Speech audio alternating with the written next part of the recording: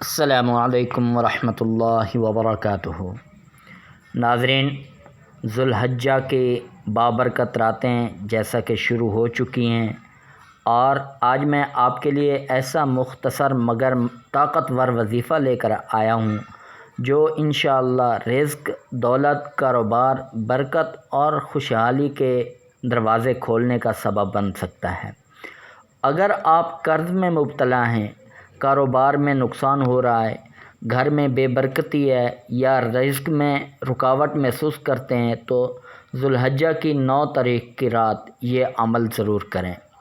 اس مبارک رات میں باوضو قبلہ رخ بیٹھ جائیں اور دل میں اللہ تعالیٰ کی رضا اور اپنی جائز حاجت کا تصور کریں۔ پھر 6 نفل نماز ادا کریں۔ ہر 2 نفل کے بعد اللہ تعالیٰ کی حمد و ثنا کریں اور اپنے گناہوں کی معافی مانگیں۔ نماز مکمل کرنے کے بعد لا الہ الا اللہ الملک الحق المبین کو کم از کم 313 مرتبہ پڑھیں۔ یہ مبارک کلمات ہیں: لا الہ الا اللہ الملک الحق المبین۔ پڑھنے کے بعد اللہ تعالیٰ سے اپنے رزق، کاروبار، ملازمت، قرض کی ادائیگی اور ہر جائز حاجات کے لیے دعا کریں۔ انشاءاللہ اللہ تعالیٰ رب العزت اپنے فضل و کرم سے رزق میں وسعت، کاروبار میں ترقی اور گھر میں برکت عطا فرمائے گا۔